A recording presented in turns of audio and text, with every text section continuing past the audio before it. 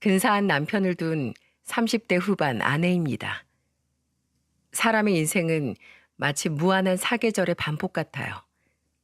인생의 매해가 같지 않듯 그 사계절 또한 잎이 푸르른 여름이 길 수도 메마르고 삭막한 겨울이 길 수도 있겠죠. 그리고 그 내면의 추나추동을 어떻게 버티고 이겨낼지는 자신의 마음먹기에 따라 달라지는 거라고 생각합니다. 저는 세상에서 가장 따뜻하고 내면이 단단한 사람을 알고 있어요. 그 사람은 바로 제 남편입니다. 저는 연애 시절까지 도합 17년의 시간 동안 남편이 지나온 사계절을 바로 옆에서 지켜봤어요. 봄꽃처럼 봉우리를 틔운 남편의 젊음은 여름의 햇볕처럼 뜨거운 열정이 됐고, 가을철 추수하듯 열정의 결실을 수확한 자신에 대한 믿음을 식량 삼아 남편은 혹독하고 긴 겨울을 인내하고 견뎌냈죠. 저는 그런 남편의 이야기를 널리 자랑해보고자 난생 처음으로 사연 신청을 위해 이렇게 컴퓨터 앞에 앉았습니다. 남편은 서울에서 유명한 미대를 나왔어요. 저는 그 대학의 다른 과 학생이었는데 3살 많은 남편과는 교양 수업 조별 과제를 하게 되며 인연을 맺게 되었죠. 남편은 사력 있고 섬세한 사람이었어요.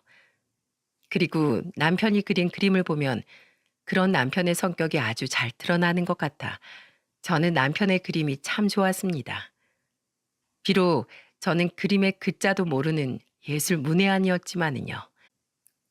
가난한 자취생이었던 남편은 입시학원 강사와 편의점 아르바이트를 하며 돈을 벌었어요. 회사원인 아빠와 주부인 엄마를 둔 평범한 집딸이었던 저는 그런 남편을 도와주고 싶어 데이트 비용을 더 많이 내기도 하고 반찬을 사서 남편 자취방 냉장고에 몰래 채워 넣어주기도 했습니다. 남편은 그런 제게 고마워하면서도 내심 미안한 마음을 감추지 못했죠. 미안하기 뭘 미안해. 나중에 자기 화가로 성공하면 그때 나한테 다 갚아. 알았지? 저는 진심으로 남편을 응원하고 믿어주었어요. 남편은 제가 본 사람 중 가장 재능 있고 누구보다 열정적으로 노력하는 사람이었으니까요. 언제 한 번은 남편이 제게 가족 이야기를 해준 적이 있습니다. 우리 집 사정이 그렇게 좋지 않아. 내가 농사일하는 부모님 밑에서 자랐다고 말했었지?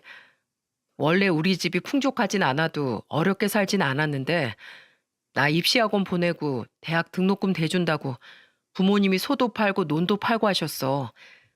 자식이 가고 싶다는 길 돈 때문에 막기 싫으시다고. 내 남동생은 어차피 자기는 공부에 뜻이 없었다고 하면서 고향 근처 도시에 있는 공장에 고등학교 졸업하자마자 취업을 했는데 그중 일부를 계속 집에 생활비로 보태고 있어. 한창 놀고 싶을 나이일 텐데 괜히 나 때문에 집 가세가 기울어서 힘들게 번 돈 온전히 혼자 쓰지도 못하고 말이야. 난 꼭 성공할 거야. 날 이렇게 믿어준 가족들을 위해서라도. 그리고 비록 지금은 내가 해수 너한테 신세지고 있지만 네 말처럼 나중에 꼭 보답할게. 나 믿어줘서 고마워. 남편은 묵묵히 노력하면서도 힘들다는 내색 한번 비추지 않았고 가난하지만 비굴하지도 또 그렇다고 자존심을 세우기에 급급하지도 않았습니다. 저는 그런 남편이 듬직하고 강한 사람이라고 생각했어요. 그리고 그런 남편의 옆에서 남편을 무너지지 않게 지탱해 줄 수 있는 든든한 조력자가 되어주고 싶었죠. 저보다 먼저 대학을 졸업한 남편은 몇 번 대학 동기 혹은 선후배들과 돈을 모아 전시회를 열긴 했지만 그다지 반응을 얻지 못했습니다. 집에 돈이 없어 유학은 꿈도 꾸지 못했고 아무리 그림을 그려도 점점 세상에 내놓을 기회가 적어져 가자 남편은 심적으로 매우 힘들어했어요. 분명 대학에 다닐 때만 해도 나름 기대를 받던 학생이었는데 사회에 나오자마자 세상에게 외면받으니 어쩔 줄을 몰랐던 거겠죠. 저는 그런 남편에게 대학을 졸업하자마자 청혼을 했습니다. 처음에 남편은 화들짝 놀라며 거절했어요. 나처럼 미래도 불투명하고 가진 것도 없는 사람이 어떻게 결혼을 해. 그건 욕심일 뿐이야. 혜수 너도 불행해질 길이고. 물론 오빤 성공하겠지만 그게 당장 내일이 될 수도 아니면 몇 년 후가 될 수도 있는데 그때까지 나 막연하게 기다리게 하려고? 아니면 나중에 성공하면 나 버리고 딴 여자 만나려고? 무슨 말을 그렇게 해. 당연히 절대로 아니지. 그러니까 결혼이 뭐 별건가? 손 꼭 붙잡고 힘든 일이 있으면 같이 헤쳐나가는 거. 그게 결혼이고 부부지. 오빠가 제일 힘든 시긴 바로 지금. 나 오빠 옆에서 오빠를 도와주고 싶어. 나 번듯한 회사에 취업도 성공했으니까 우리 결혼하자. 내가 행복하게 만들어줄게. 결국 남편은 제 청혼을 승낙했어요. 그런데 문제는 바로 저희 엄마였습니다. 왜냐하면 대충 남편의 이야기를 들었던 엄마는 처음부터 남편을 탐탁지 않게 여겼거든요. 엄마는 제가 결혼 승낙을 받으러 처음 남편을 집에 데리고 간 날 남편을 위아래로 훑어보더니 대뜸 이렇게 물었어요. 그래, 자네 직업이 화가라고? 자네 지금 한 달 수입은 어느 정도 되나? 저 지금은 그림으로는 돈을 못 벌고 있고요. 미술학원에서 학생들 가르치는 일 하면서 130 정도 벌고 있습니다. 130? 엄마는 남편의 적은 급여를 듣고는 눈이 휘둥그레졌습니다. 그리고 엄마는 굳은 표정으로 저를 보고 말했어요. 난 이 결혼 허락 못한다. 결혼은 현실이야. 둘 다 모은 돈도 없이 강민군 사는 월세방 빼서 대출 받아서 집 구하겠다는 거. 뭐 그것까지 내가 이해해 보려고 했어. 그런데 월급 130은 너무하지 않나? 요즘 화가며 연예인이며 하겠다고 나서는 사람이 얼마나 많은데 그런 사람 100명 중 한 명도 성공할까 말까 한다더라. 근데 네가 그 100분의 1도 안 되는 가능성만 믿고 네 인생을 걸겠다고? 너 정말 인생 말아먹을 셈이야? 분위기는 싸늘해졌고 아빠는 아무 말 없이 일어나 베란다로 담배를 피우러 나가시더군요. 결국 그날 그 자리는 더 이상의 발전 없이 끝이 났고 저는 어깨가 축 처진 남편을 따라 나가며 연신 사과를 했습니다. 한편으론 두려웠던 것 같아요. 남편이 저와 결혼하지 않는다고 말할까 봐서요. 그런데 남편은 도리어 제 손을 꼭 잡으며 이렇게 말해주더군요. 나는 너희 부모님 마음 충분히 이해해. 귀하게 키운 딸을 나 같은 가난한 화가한테 시집 보내려니 얼마나 속이 상하시겠어. 그래도 난 너랑 결혼하기로 약속을 했으니까 부모님 마음에 들 수 있도록 내가 더 노력하고 잘할게. 남편은 정말 자신의 말처럼 저희 부모님께 결혼 허락을 받기 위해 노력했어요. 학원의 사정에 학생들 가르치는 시간을 하루 더 늘렸고 엄마의 모진 소리에도 꿋꿋이 저희 집에 찾아와 얼굴을 비추고 아빠와 서로 술잔을 기울이기도 했죠.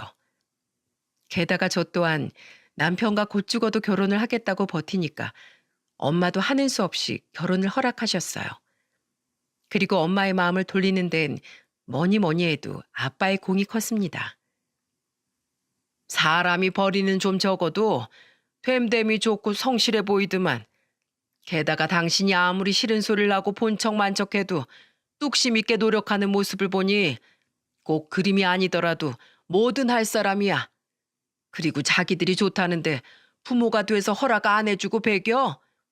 당신도 이제 날 그만 세우고 그 총각 우리 사위로 받아들이자고.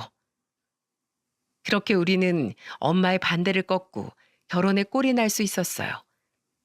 시부모님과 시동생은 듣던 대로 참 좋은 분들이었습니다. 평생 농사일을 해온 탓에 마디가 굵어진 손가락으로 제 손을 쓰다듬으며 시어머니께선 이렇게 말씀하셨죠. 아이고, 서울 처녀라 그런지 손이 참 곱다 고와. 곱게 자란 서울 처녀가 아우리처럼 없는 집에 시집 온다는 게 쉬운 결정이 아니었을 텐데 아가 너에게도 딸을 보내주신 너희 부모님께도 우리가 고마운 마음을 감출 길이 없구나. 형수님, 전 결혼해서도 저희 부모님 모시고 여기서 같이 살 거니까 우린 신경 쓰지 마시고 형이랑 행복하게 사세요. 혹시 매달 용돈 같은 거 보내실 생각일랑 마시고요. 시댁 식구들은 행여 사정이 넉넉치 않은 자신들이 우리에게 짐이 될까 연신 자신들은 신경 쓰지 말라고 하더군요. 시댁 식구들의 마음 씀씀이가 고마우면서도 안타까워 저는 도리어 시댁 식구들에게 더욱 마음이 갔죠. 우리는 친정아빠가 도와주신 5천만 원과 남편이 모아둔 약간의 돈, 그리고 남편이 살던 월세 보증금을 빼서 보증금 5천에 월세 60짜리의 작은 빌라 반전세를 얻었어요. 남은 돈으로는 혼수를 채워넣고 결혼식을 올리는 비용으로 사용했죠. 에휴, 첫째 사인 결혼할 때 아파트에 왔는데 전세도 아니고 반전세라니 이거 원. 엄마는 반전셋집을 얻었다는 말에 연신 한숨을 쉬었지만 저는 그 집이 나쁘지 않았어요. 방이 2개나 됐고 제법 널찍하고 볕도 잘 들어오는 거실도 마음에 들었거든요. 연애 3년 후 어렵게 시작한 결혼 생활은 꽤나 고됐습니다. 그래도 둘이서 생활할 땐 그나마 괜찮았어요. 문제는 제가 결혼한 지 2년 뒤 임신을 하면서부터 시작되었죠. 임신한 지 5달쯤 되었을 때 남편은 근심 어린 표정으로 제게 말했습니다. 여보, 나 그림 그만 포기하고 회사 들어갈까 해. 뭐? 그게 무슨 소리야? 우리 아이까지 생긴 마당에 불확실한 내 꿈만 쫓는 건 가장으로서 너무 무책임한 생각인 것 같아. 당신 회사 육아휴직도 무급이잖아. 남편의 말에 저는 눈물이 핑 돌았습니다. 남편이 얼마나 화가로서의 성공을 꿈꿔왔는지 누구보다 제가 잘 알고 있었기에 그런 남편의 결심이 너무도 안타까웠죠. 저는 남편의 손을 잡고 고개를 저었어요. 여보, 그러지 마. 내가 당신 꿈 포기시키려고 당신 설득해서 결혼한 거 아니잖아. 당신이 화가로서의 꿈을 포기하면 난 평생 죄책감에 시달릴 거야. 그리고 나 친정에서 결혼할 때 비상금으로 챙겨준 돈 있어. 그걸로 육아휴직 기간 정도는 버틸 수 있으니까 너무 걱정하지 마. 여보, 내가 뭘 했어. 당신 행복하게 해준댔지? 나만 믿고 당신은 계속 그림에만 집중해. 내 남편 할 수 있다. 아자, 아자. 사실 친정에서 챙겨온 비상금이 있다는 건 거짓말이었습니다. 그 돈은 바로 친정엄마가 얼마 전 제게 건네주신 돈이었죠. 남편이 대리운전 일을 나간 평일 저녁, 엄마는 제게 집이냐고 묻더니 갑자기 집으로 찾아오셨더군요. 양손엔 뭔가 짐을 한가득 들고 말이에요. 엄마, 갑자기 웬일이야? 손에 그거 뭐고? 기왕 올 거면 남편이랑 같이 있을 때 오지 그랬어. 내가 뭐 예쁘다고 그놈 얼굴을 보러 오니? 없는 거 알고 왔지? 아유, 냉장고 꼬라지 좀 봐라. 뭐 있는 게 없네, 있는 게 없어. 뭐야, 엄마 들고 온 거 전부 다 반찬이야? 엄마가 2손 가득 가져온 반찬들을 살펴보니 오이지 무침과 두부 부침, 시금치 나물과 제육볶음 등 정말 다양하더군요. 그런데 그중 몇 개는 제가 좋아하는 음식이 맞았지만 나머진 눈을 씻고 봐도 전부 남편이 좋아하는 반찬뿐이더라고요. 특히 엄마표 오이지 무침은 남편이 제일 좋아하는 음식이었어요. 친정에 가면 남편은 흰 밥에 엄마가 만든 오이지 무침만 먹어도 2그릇은 거뜬하다고 말할 정도로 말이죠. 엄마, 사이가 좋아하는 반찬이 많네. 그래, 김서방이 뭘 좋아하는데 우연히 겹쳤나 보다. 엄마는 애써 딴청을 피우셨지만 저는 엄마가 내심 남편을 신경 써주고 있다는 걸 느낄 수 있어 입가에 미소가 걸렸습니다. 그리고 엄마는 저희 집을 한번 휙 둘러보더니 한숨을 푹 쉬시곤 제게 통장 하나를 건네셨어요. 1,000만 원 넣어놨다. 너도 임신한 마당에 조금 있으면 일도 쉬어야 하는데 돈 필요할 거 아니야. 그리고 김서방 그림 그리는데도 돈이 꽤나 들어간다며. 엄마, 나 부를 것 없어. 넌 정말 불효녀야. 내가 시집간 딸년 걱정을 아직도 차납게나 해야 되겠어? 너 이거 절대로 김서방한테 말하지 마라. 내가 도와준 거 알면 그놈이 앞으로도 처갓집 믿고 나태하게 굴지 누가 알아? 엄마, 그 사람 그런 사람 아니야. 그래도 하지 마. 돈 앞에 무너지지 않는 사람 없는 법이다. 기댈 곳이 있으면 사람 마음은 다 해이해지게 되어 있어. 그리고 너희 절대로 둘째는 갖지 마라.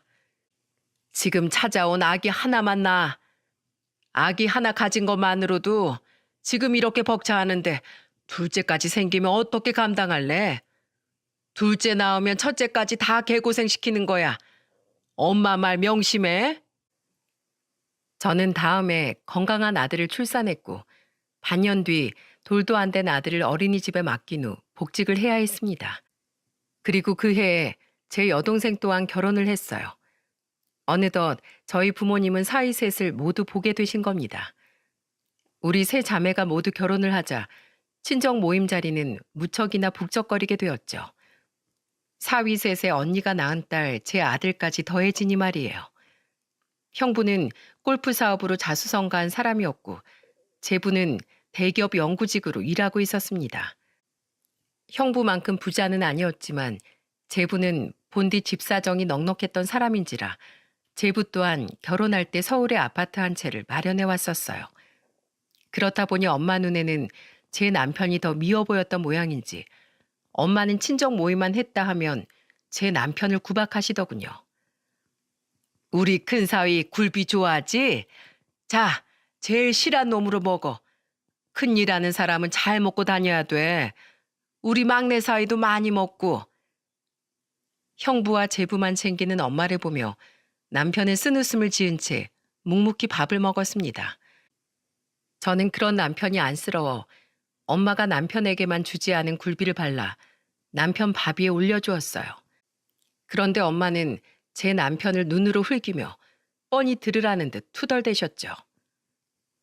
에휴, 그것도 입이라고 맛있는 건 알아가지고 애 낳고 몸조리 제대로 못하고 다시 일하는 자기 마누라 입에 하나라도 더 넣어주지 못할 망정. 여보, 그만해. 뭐 예술가가 이름 날리는 게 쉬운 일인 줄 알아? 배고픈 시기가 길수록 성공의 맛이 더 단 거야. 많이 먹게 김서방. 이 예술이라는 게 보통 힘든 일이 아니야. 그렇지? 아빠는 제 남편의 등을 두드리며 엄마에게 눈치를 주셨어요.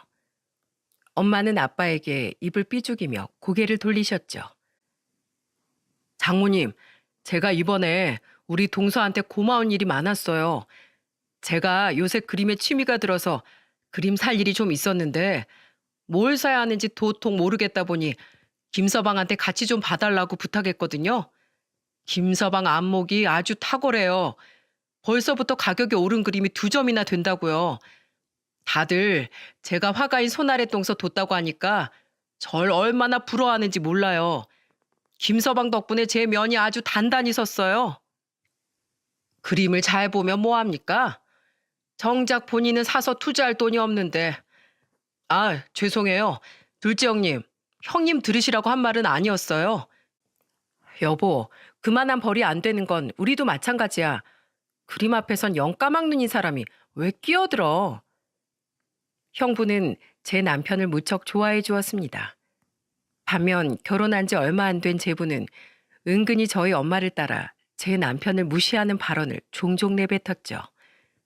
다행히 제 동생이 먼저 자기 남편에게 면박을 주는지라 제가 참고 있긴 했지만 언제 한 번만 걸려라 하는 식으로 저는 제부를 벼르고 있었어요.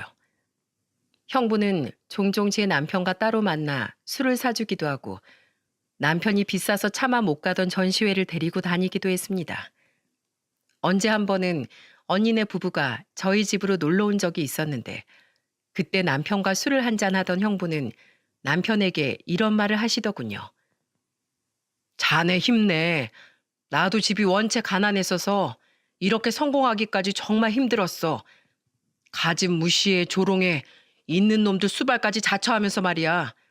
그래도 난 자네를 보면 알아. 심지도 굳고 성품도 좋고 성실한 자네 같은 사람은 뭘 해도 꼭 성공할 거야.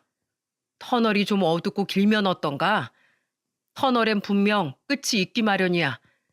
게다가 자네한텐 누구보다 든든한 지지자인 처제가 있지 않나. 저런 훌륭한 배필을 얻은 것만으로도 자네 인생의 절반은 성공한 거나 마찬가지지. 안 그런가? 첫 아들을 낳고 2년 뒤 저는 딸 한 명을 더 출산했습니다.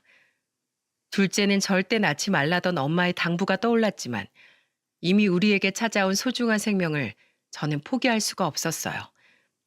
아니나 다를까 그때 엄마가 저와 남편에게 얼마나 화를 냈는지 모릅니다. 너희들 정말로 첫째까지 굶겨 죽일 작정이야? 내가 둘째 낳지 말라고 했잖아. 아직 그 반전세 집에서 벗어나지도 못했으면서 어떻게 살려고 그래? 아, 낳기만 하면 다야? 이 책임감 없는 것들아. 김서방 자네도 그래. 자식들 제대로 키울 돈이 없으면 자네부터 조심했었어야지. 남들은 딸 자식 시집 보내면 사위 덕에 웃을 일만 가득하다는데 난 자네만 보면 속병이 나 속병이. 내가 요즘 식당에 걸린 그림만 봐도 부하가 치미네. 자네 생각이 나서. 아휴, 속 터져. 엄마는 가슴을 치며 저희 집을 나가셨어요. 남편은 고개를 푹 숙이고 있었고 저는 그런 남편을 꼭 안아주며 다독였죠. 둘째를 낳은 이후 남편은 친정에만 가면 눈에 띄게 기가 죽어 있었습니다. 그때마다 남편을 다독여 주었던 건 다름 아닌 저희 아빠였어요. 아휴, 명절이라고 꼬박꼬박 얼굴 비추는 저놈한테 내가 고마워해야 하는 건지 오지 말라고 폐악을 부려야 하는 건지 원. 당신 그만 좀 해. 이러다 말로 정말 둘째 사위 말려버릴 작정이야? 김서방이 뭐 돈 안 벌고 가만히 있었어? 둘째 낳은 뒤로 학원도 하나 더 나가고 대리운전도 하루도 쉬지 않고 뛴다는데 그 와중에 꿈 포기 안 하고 그림까지 그리고 있으니 얼마나 장해. 김서방 어깨 펴게. 기죽을 거 하나 없어. 사람이 잔뜩 움츠러들고 살면 기회가 자기 올 곳이 아닌 줄 알고 오던 기회도 도망가 버리는 거야. 날이 갈수록 심해지는 엄마의 구박에 저는 남편에게 친정에 당분간 가지 말자고 말했어요. 하지만 남편은 조용히 고개를 저었죠. 내가 지금 못 낳았다고 장인 장모님께 딸이랑 손주들 얼굴을 안 보여드리면 어떡해. 난 괜찮아. 장모님도 속상해서 그러시는 거 나 잘 알고 있어. 게다가 당신이 없는 살림에도 가끔씩 우리 부모님께 용돈 보내드리고 늙으신 우리 부모님 돕겠다고 주말에 우리 부모님 댁 내려가서 농사를 도와주는 거 나 정말 고맙게 생각하고 있는 거 알지? 부모님하고 같이 살고 있는 내 동생하고 재수 씨도 당신한테 무척 고마워하고 있고 당신이 우리 부모님한테 잘하는 만큼 나도 장인 장모님께 효도하는 사이가 되고 싶어. 지금은 물질적으로 해드릴 수 있는 게 없지만 자주 찾아뵙기라도 해야 내 마음이 편해. 그러던 어느 날이었습니다. 결혼한 지 10년이 되던 해였죠. 형부가 불러서 술 한잔하고 오겠다고 나간 남편은 웬일로 밤 늦게서야 집으로 들어왔더군요. 그런데 남편의 얼굴이 보름달처럼 환해져 있더군요. 여보, 쉬, 애들 깨. 당신 무슨 좋은 일 있었어? 나한테도 기회가 왔어, 기회가. 뛸 듯이 기뻐하는 남편의 말에 저는 무척이나 어리둥절했어요. 그리고 남편에게 그날 있었던 일을 전부 들은 저는 너무 놀라 입을 다물지 못했죠. 오늘 형님이 부른 술집에 나가보니까 나도 사진으로 본 적 있는 분이 형님 옆에 앉아 계시더라고. 예전엔 세계에서도 인정받은 적 있던 유명한 화가가 말이야. 벌써 70이 훌쩍 넘으셨는데도 풍기는 아우라가 장난이 아니었다니까. 그런데 그분이 왜 거기 계셨는데? 형님이 취미로 그림 모으시잖아. 그런데 일전에 그분 그림을 구하게 되면서 인연이 생겼다나 봐. 그분이 골프를 좋아하시는데 형님이 골프 사업을 하니까 그걸 계기로 많이 친해지셨다네. 있지. 얼마 전에 형님이 내 생각이 나서 내가 선물로 드렸던 그림 몇 점을 그 선생님께 보여드렸대. 근데 그 선생님이 글쎄 내 그림을 보고 날 한번 보고 싶다고 하셨다는 거야. 그래서 형님이 오늘 자리를 마련했던 거래. 남편은 그 화가분과 술을 마시며 그림에 대해 이런저런 이야기를 나누다가 나중엔 가정사까지 털어놓게 되었다고 해요. 우리 부모님이 나 때문에 소 팔고 논 팔아서 결국 가세가 기울었다는 말이랑 나만 믿고 묵묵히 기다려주는 아내가 있다고 말씀드렸어. 처가에도 매번 걱정만 안겨드린 못난 사위인지라 날 믿어주고 지지해준 부모님과 동생, 당신과 아이들을 위해서라도 언젠간 반드시 그림으로 꼭 성공하고 말겠다고 감히 선생님 앞에서 호언장담을 했지. 그런데 선생님이 글쎄 내 인생이 본인 인생과 너무 닮았다고 하시는 거야. 자신도 가족들이 자기를 위해 살림 미천 다 드러내며 지원해준 덕에 그렇게 성공할 수 있었다고. 그러시면서 뭘 하는 줄 알아? 당신 너무 놀라지 마. 글쎄 선생님이 나한테 자기 밑으로 와서 배워보라고 하셨어. 제자 안 받기로 유명하신 그분이 말이야. 그 선생님이라는 분은 제 남편의 그림을 눈여겨보기도 했지만 무엇보다 제 남편의 사정과 성품을 보고 그런 결심을 했다고 하셨습니다. 형부는 그 옆에서 자기가 봐도 제 남편이 참 된 사람이라며 칭찬을 아끼지 않았다고 해요. 이후 남편은 그분의 화실로 출근하기 시작했습니다. 저는 남편에게 대리운전도 학원 강사 일도 그만두고 그림에 집중하라고 말했어요. 어렵게 온 기회를 놓쳐 나중에 후회하지 않도록 최선을 다하라며 말이죠. 우리는 그래도 혹시 모른다는 마음에 양가 가족들에겐 남편의 일을 말하지 않았습니다. 무엇보다 남편이 그러길 원했죠. 결과가 기대만큼 좋지 못하면 괜히 가족들에게 실망만 안겨줄 것 같아서요. 우린 형부에게도 당분간 비밀로 해달라고 부탁을 드렸고 형부는 이유를 묻지 않고 그저 고개만 끄덕이셨어요. 하지만 우려했던 일이 무색하게도 남편의 그동안의 노력은 점점 빛을 발하기 시작했습니다.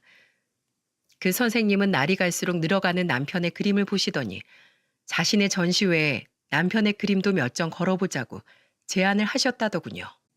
그리고 남편은 그 선생님 밑에서 배운 지 2년 10개월 만에 그 전시회에 걸린 자신의 그림을 판매할 수가 있었어요. 여보, 선생님 전시회에 걸린 내 그림들 전부 팔렸대. 여보, 내 작품 반응이 너무 좋아. 벌써부터 그리지도 않은 내 그림 사겠다는 사람도 5이나 생겼어. 여보, 내가 그림으로 돈을 벌었어, 돈을. 울지 마, 여보. 이렇게 좋은 날에 왜 그렇게 울어? 남편이 세상에 인정받기 시작하면 저는 마냥 행복할 줄로만 알았어요. 끊임없이 이 날을 상상해보곤 했었으니까요. 그런데 남편의 말을 듣는 순간 주체할 수 없을 만큼의 눈물이 터져 나오더군요. 너무 낡아 보일러조차 계속 고장나 한겨울에 패딩을 입고 집에서 생활했던 기억. 둘째 딸 초등학교 입학할 때 새 가방 사줄 돈마저 빠듯해 언니에게 고개를 숙이고 돈 부탁을 했던 지난날 등이 주마등처럼 스쳐갔죠. 그리고 2주 뒤 아빠의 칠순기념 외식 장소로 향하며 남편은 제게 자랑스럽게 말했습니다. 장인어른 드릴 용돈 봉투에 수표로 5장이나 넣었어. 100만 원짜리로. 뭐? 너무 과한 거 아니야? 그동안 두 분이 못난 둘째 사이 때문에 얼마나 마음고생이 많으셨어. 앞으로 차차 더 많이 보답할 거지만 오늘만큼은 정말 깜짝 놀라게 해드리고 싶어. 식사 자리에서 남편을 선두로 형부와 제부 또한 아빠에게 용돈 봉투를 건네드리더군요. 제법 두툼해 보이는 것이 꽤 많은 돈이 든 것 같았죠. 수표로 용돈을 넣어 상대적으로 얇았던 남편의 봉투와는 다르게 말입니다. 그러거나 말거나 남편은 처음으로 아빠에게 큰 돈을 드리게 되었다는 생각에 마음이 들떴는지 가벼운 손놀림으로 불판에 소고기를 집어먹고 있었어요. 그런데 대뜸 친정엄마가 대놓고 남편을 째려보며 이러시는 거예요. 아휴, 봉투가 얇은 거 보니 택도 없는 돈을 용돈이랍시고 넣었나 보네. 아유, 저 밉상. 당신 이리 줘봐요. 얼마 들었는지 나도 좀 보게. 아니, 나한테 준 용돈을 왜 당신이 먼저 봐? 부부끼리 네 돈 내 돈이 어딨어요? 같이 쓰는 거지. 보자. 우리 큰사이 봉투는 하나, 둘, 셋. 에그머니나 100만 원? 아이고, 우리 큰사이 통도 크지. 고마워, 잘 쓸게. 어디 보자. 우리 막내 사이도 50만 원이나 넣었네. 고맙네, 고마워. 아니에요. 저도 장모님 칠순엔 큰형님께 지지 않게 100만 원으로 드릴게요. 장인어른 칠순 축하드립니다. 이거 나도 분발해야겠네. 장인어른, 이 큰 사이도 진심으로 칠순 축하드립니다. 오래오래 무병장수하세요. 분위기는 굉장히 화기애애했어요. 머쓱하게 젓가락을 내려놓은 남편과 심기가 불편해진 저를 제외하곤 말이죠. 어른들이 그러거나 말거나 옆 테이블에 따로 앉은 우리 애들과 조카들은 신이 나서 고기를 먹고 있었고요. 둘째 사이 건 볼 필요도 없지. 딱 보니 5장 정도 들었겠네. 25만 원일 리는 없고 5만 원이겠구만. 에휴, 5만 원 내고 밥은 신나게 잘도 처먹네. 5만 원이요? 둘째 형님, 이번엔 좀 너무하셨네요. 아무리 그래도 장인어른 칠순인데 5만 원이라니 제가 다 창피해요. 엄마의 빈정거림에 제부는 비웃으며 엄마의 말에 동조했습니다. 저는 너무 열이 받아 제부를 노려보며 한마디 했죠. 제부는 뇌가 없어? 그런 개념 없는 똥 같은 말은 대장에서 올라오는 거야? 내가 진짜 창피한 게 뭔지 보여줘? 언니, 내가 미안해. 당신 언젠가 둘째 언니한테 한 소리 들을 줄 알았어. 낄 때 안 낄 때 구분 좀 해. 왜 이렇게 사람이 철이 없어? 저기서 포크로 고기 먹고 있는 우리 5살짜리 딸보다도 못해 당신은. 저와 제 동생의 말에 제부는 입을 삐죽이며 흥하고 콧방귀를 끼더군요. 아빠는 다들 그만하라며 말리셨어요. 당신은 말 좀 그렇게 하지 말라니까. 우리 귀한 사이들 셋 다 모두 고맙네. 이 돈은 내가 잘 뒀다가 좋은 데 쓸게. 그리고 아빠는 남편이 창피할까 봐 걱정이 되셨는지 남편이 드린 봉투는 열어보지도 않고 안주머니에 넣으려고 하시더군요. 저는 그런 아빠를 만류하며 말했어요. 아빠, 우리 봉투도 열어봐. 그래도 아빠 둘째 사이가 마음을 담아 드린 돈인데 금액이 중요해? 얼른. 아이고, 그래. 내가 실수했구나. 우리 김서방을 내가 서운하게 만들 뻔했어. 자, 어디 보자. 우리 김서방 마음 좀 받아볼까? 아빠는 황급히 사과하며 남편이 드린 용돈 봉투를 열어보였습니다. 그리고 아빠가 그 속에 든 수표들을 꺼내든 순간 친정 식구들은 모두 너무 놀라 입을 떡 벌리고 말았어요. 수표네. 너희 사정도 안 좋은데 뭐 이렇게 무리를 했어. 10만 원짜린가? 영이 하나, 둘, 셋, 넷, 다섯, 여섯, 100만 원짜리 5장? 500만 원? 뭐? 500? 아빠는 너무 놀라 순간 모든 행동을 딱 멈춰버리더군요. 엄마는 얼어버린 아빠의 손에서 봉투를 빼앗아 들어 자신의 눈으로 수표의 금액을 다시 한번 확인하시고는 눈이 휘둥그레지셨죠. 자네, 이 돈 설마 어디서 훔친 거 아니지? 자네가 어디서 이런 큰 돈이 나서 우리한테 용돈이랍시고 덥석 줘. 엄마, 훔치기 뭘 훔쳐. 내 남편 그럴 사람 아니거든? 남편은 목소리를 큼큼하고 다듬더니 자세를 고쳐 앉았어요. 그리고 남편은 엄마 아빠를 바라보며 정중한 목소리로 이렇게 말했습니다. 장인어른 장모님, 그거 제가 처음으로 제 그림들 팔아서 번 돈입니다. 제 노력이 그래도 헛되지 않았는지 아니면 운이 좋았는지 드디어 빛을 보려고 하나 봐요. 제가 잘 되는 데는 형님 덕이 무척이나 컸습니다. 형님, 정말 감사드려요. 이 은혜 정말 죽을 때까지 잊지 못할 겁니다. 장인어른 장모님, 그동안 가난한 사위한테 귀한 딸 시집 보내시고 마음고생 정말 많으셨죠? 제가 두 분 마음고생 시켜드린 만큼 앞으로 더 잘하겠습니다. 비록 지금은 500만 원 뿐이지만 두 분께 받은 만큼 아니, 곱절로 더 갚아 나갈게요. 남편은 엄마 아빠에게 허리 숙여 인사를 했습니다. 아빠는 그런 남편을 보며 기쁜 표정을 감추지 못하셨고 엄마는 여전히 입만 떡 벌린 채 남편을 바라보고 있었죠. 이미 그림을 판 날 남편에게 소식을 들었던 형부는 껄껄거리며 웃고 있었고 언니와 동생은 영문 모를 표정을 짓다 이내 환하게 웃으며 제 남편에게 축하한다는 말을 건넸어요. 단 한 명 제부만이 입을 꾹 다물고는 굳은 표정으로 남편을 곁눈질하고 있더라고요. 아이고, 장하네 장해. 내 자네가 잘 될 걸 진즉에 알고 있었다만 막상 그날이 정말 오니까 이 기쁜 마음을 주체를 못하겠네. 그동안 고생 많았어. 얼마나 가슴이 벅차신 건지 아빠는 눈시울까지 붉히셨어요. 그리고 엄마는 이젠 고개를 푹 숙인 채 얼굴을 못 들고 계시더군요. 아마 조금 전까지 남편을 구박한 것이 많이 부끄러우신 모양이었어요.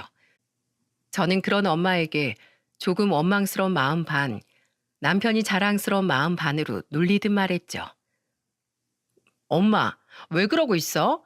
엄마도 한마디 해야지. 엄마가 나 위해서 그런 건 아는데 그래도 이 사람한테 그동안 모진말했던 거 사과해. 이 사람 아직 유명하진 않지만 곧 유명해질지도 모르는데 밖에 가서 사위 자랑 안 할 거야? 아니 아유 그래 축하하네. 엄마 그래 뭐 내가 그동안 말이 좀 심했네. 난 그냥 다 속상해서 그래서 그랬어. 아무튼 축하해. 고생 많았네. 엄마는 뻘쭘한 표정으로 남편의 눈을 쳐다보지도 못한 채 우물쭈물 말씀하셨습니다. 하지만 남편은 엄마에게 웃으며 말했어요. 아니에요, 장모님. 오히려 제가 더 죄송하죠. 13년 동안 못난 사위 기다려주셔서 정말 감사드려요. 내가 딱히 뭘 기다리거나 한 건 아니었는데 아무튼 사이가 일이 잘 풀렸다고 하니 나야 좋지 뭐. 좋네, 좋아. 엄마는 이 상황이 너무 민망한지 어쩔 줄을 모르더군요. 남편은 그런 엄마에게 잠시 기다려달라고 말을 하더니 이내 차에 싣고 온 또 다른 선물을 가지고 돌아왔어요. 그리고 그 선물을 본 아빠 엄마는 또 한 번 무척이나 놀란 기색을 감추지 못하셨습니다. 그 선물이 뭐였냐면 말이죠. 우와, 할아버지랑 할머니다. 엄마, 그림이랑 할아버지 할머니 얼굴이랑 완전 똑같아. 그건 바로 각각 엄마 아빠의 초상화가 담긴 커다란 금태 액자 2개였어요. 남편이 바쁜 와중에도 직접 그린 후 손수 액자까지 골라서 끼워온 세상에 단 하나밖에 없는 초상화 말입니다. 친정 식구들이 우아하며 그림을 구경하던 가운데 엄마의 시선은 엄마의 초상화 제일 아래로 향했어요. 그리고 그곳에 적힌 문구를 물끄러미 바라보던 엄마는 결국 눈물을 뚝뚝 떨구고 말았죠. 자네 정말. 그곳엔 남편이 꾹꾹 눌러 쓴 진심 어린 문장이 적혀 있었습니다. 장모님, 항상 감사하고 사랑합니다. 오래오래 건강하세요. 둘째 사위 김강민 올림. 뭐야? 아니 왜 내 초상화엔 아무런 말도 안 적혀 있어? 이거 사위 사랑은 장모가 아니라 장모 사랑은 사위일세. 당신 복 받은 줄 알아. 그렇게 구박을 했어도 둘째 사위는 장모가 최고인 모양이야. 당신 왜 그렇게 서럽게 울어? 왜? 그동안 김서방한테 못되게 군 게 엄청 미안한 모양이지? 아빠는 그 문구를 보며 너털 웃음을 터뜨리셨어요. 엄마는 감격에 겨우면서도 그동안 남편에게 했던 모진 말들이 떠올랐는지 두 손으로 얼굴을 가리고는 흐느낌을 멈출 줄 모르셨죠. 내가 그동안 자네한테 얼마나 못되게 굴었는데 자네 왜 나한테 원망 한 번을 안 하나? 왜 이렇게 날 나쁜 사람으로 만들어? 장모님, 저 다 압니다. 장모님이 말씀은 그렇게 하셨어도 저 몰래 생활비도 몇 번 도와주시고 저 좋아하는 반찬들만 만들어서 종종 싸다 주신 거요. 저희 집에 오이지 무침이 끊긴 적이 한 번도 없는데 제가 어떻게 그걸 몰랐겠어요. 장모님이 저 걱정하고 생각해 주시는 마음 그렇게 잘 아는 제가 어떻게 장모님을 원망할 수 있었겠냐고요. 장모님, 그동안 모질게 말씀하신 것들 다 혜수가 고생하는 모습을 보고 속상해서 그러신 거, 또 저 더 분발하라고 다그치신 말씀이신 거 잘 알고 있고 충분히 다 이해합니다. 저 장모님 하나도 밉지 않아요. 오히려 장모님이 뒤에서 묵묵히 도와주시지 않았다면 전 아마 지금쯤 그림 포기하고 그냥 어중간한 회사원이 되어 있었을걸요? 오랜 시간 걱정시켜드려서 죄송해요. 제가 이젠 장모님 입에서 모진 말씀 안 나오도록 더 노력하겠습니다. 그러니까 장모님, 이제 저 없을 때만 저희 집에 몰래 오지 마시고 저 있을 때 오셔서 저 좀 대놓고 예뻐해 주세요. 아휴, 고생하신 사돈 어른들부터 챙길 것이지 뭐 한다고 이런 거창한 걸. 아휴, 고맙네, 고마워. 내가 그동안 자네한테 너무 못되게 군 거 전부 다 사과하네. 정말 미안했어. 엄마, 울지만 말고 사이 좀 안아줘. 이 사람 엄마가 매번 첫째랑 막내 사이만 안아준다고 얼마나 형부랑 제부를 부러워했었는데. 에휴, 그래, 우리 둘째 사이 한번 안아보자. 제 말에 엄마는 눈물을 닦으면서 남편을 안아주었습니다. 그 모습을 보고 아빠 또한 찔끔 나온 눈물을 훔치며 두 사람에게 달려들었죠. 나도 좀 안아보자. 그럼 나도 안을래. 결국 저까지 합세해 우리 네 사람은 부둥켜 안고 웃었어요. 애들은 무슨 일인가 싶어 어리둥절해 하다가 결국 어른들을 따라 웃었고 언니와 형부 그리고 동생은 우리를 보며 박수를 쳐줬죠. 오직 제부만이 머쓱한 표정으로 남편을 바라보다 식사를 끝마치고 룸에서 나올 때 제 남편에게 조용히 죄송하다고 속삭이더라고요. 정말 모두가 행복했던 아빠의 칠순 파티였습니다. 그렇게 1년이 지났고 남편은 1년 새 유명해지지 못해도 매달 저와 아이들을 먹여 살리기에는 충분할 만큼의 돈을 벌고 있어요. 입소문이 나서 남편의 그림을 찾는 사람이 조금씩 늘고 있고 내년이나 내후년쯤엔 개인 전시회도 열 수 있을 것 같아 남편은 지금도 열심히 그림을 그리고 있습니다. 그 선생님이라는 분이 아주 우리에겐 귀인이었던 거죠. 남편은 선생님의 화실에서 나와 자신의 작업실을 따로 꾸렸지만 지금도 한 달에 한 번은 그 선생님을 찾아가서 인사를 드리고 온답니다. 선생님은 남편이 성공을 향해 발을 내디딜 수 있었던 건 자신의 덕이 아니라 남편의 인내와 노력, 그리고 실력이 뭉쳐져 만든 결과물이라고 말씀하셨다고 해요. 자신은 아주 약간의 물꼬를 터줬을 뿐이라고요. 그렇게 남편은 아직 유명세를 얻지 못했지만 언젠간 보다 많은 사람들이 남편의 이름을 알게 될 그날을 저와 함께 꿈꾸며 희망차게 살아가고 있어요. 그리고 저와 남편은 이제 시댁에 매달 50만 원씩의 용돈을 보내드린답니다.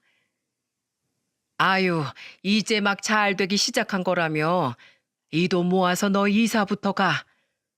엄마, 저희 돈 충분히 모으고 있어요. 그리고 저희 청약 당첨돼서 내후년에 새 아파트로 들어가요.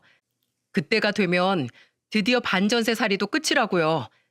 그동안 월세가 계속 올라서 매년 걱정이었는데 이사갈 생각하니까 속이 다 후련하네요. 엄마, 아버지, 그동안 포기하지 않고 저 믿어주셔서 감사해요. 지금은 50만 원씩이지만 앞으로 돈 더 많이 벌어서 두 분 호강시켜 드릴게요. 우와, 우리 엄마 아버지 큰아들 한번 잘 키우셨네. 우린 언제 자식 다 키워서 자식 덕 좀 봐보려나. 왜 자식 덕을 봐? 이 형 덕을 봐야지. 그동안 부모님 잘 모셔줘서 고맙다. 재수 씨, 제가 매번 감사드리고 있는 거 알죠? 제가 돈 많이 벌어서 내 식구 꼭 더 좋은 집으로 이사시켜 드릴게요. 이 집은 너무 낡았잖아요. 드디어 시댁 식구들에게 보답할 수 있게 되었다며 남편이 얼마나 좋아했는지 모릅니다. 시부모님과 시동생 그리고 동서 또한 드디어 일이 풀리기 시작한 남편을 보며 흥분된 마음을 가라앉히지 못했죠. 그리고 얼마 전엔 형부가 술에 떡이 된 남편을 끌고 집으로 오셨더라고요. 처음 보는 남편의 모습에 제가 깜짝 놀라자 형부는 웃으며 절 안심시켰어요. 김서방이 그동안 나한테 얻어먹었으니 자기가 비싼 술을 사겠다면서 그 독한 양주를 뭣도 모르고 시켰다가 저렇게 훅 가버렸어. 그리고 나한테 평생 갚지 못할 은혜를 입었다고 술에 취해서 계속 중얼거리더라고. 이거 참 감사도 한두 번이지 계속 들으니까 오히려 민망한 거 있지? 내가 뭐 대단한 일을 했다고. 아무튼 김서방이 잘 돼서 나도 너무 좋아 처제. 얼마 전엔 내가 좀 알려줬더니 골프도 곧잘 치더라고. 정말 김서방하고 난 영혼의 단짝이라니까. 그리고 제부는 가족 모임에서 유독 친해 보이는 남편과 형부 사이가 내심 부러웠는지 요즘엔 저희 남편에게 연락해 자기도 끼워달라고 은근슬쩍 부탁하곤 합니다. 저도 같은 임시 집안 사위인데 좀 껴주세요. 저 외로워요, 형님들. 솔직히 지난날 제 남편을 은근 까내렸던 제부만 생각하면 얄미워서 딱밤이라도 한 대 쥐어받고 싶지만 남편은 뭐가 그렇게 우스운지 연신 웃으며 다음번 형부와의 술 약속에 제부도 꼭 부르겠다고 약속까지 하더군요. 참 사람이 착한 건지 속이 없는 건지 모르겠어서 저는 한숨을 푹 쉬었네요. 우리가 친정에 가면 아빠는 예전보다 남편을 더 반기세요. 한번 뱉은 일은 꼭 해내고야 마는 남편이 그렇게 기특할 수가 없다면서요. 하지만 가장 변한 건 누가 뭐래도 바로 저희 엄마입니다. 우리 둘째 사위 왔어? 아이고 한번 안아보자. 오느라 고생했어. 배고프지? 이 장모가 솜씨 한번 부려봤네. 얼른 와서 앉아. 처음엔 조금 어색했는지 남편에게 대면대면 굴던 엄마는 이젠 친정에 가자마자 손주들보다 남편을 먼저 반기십니다.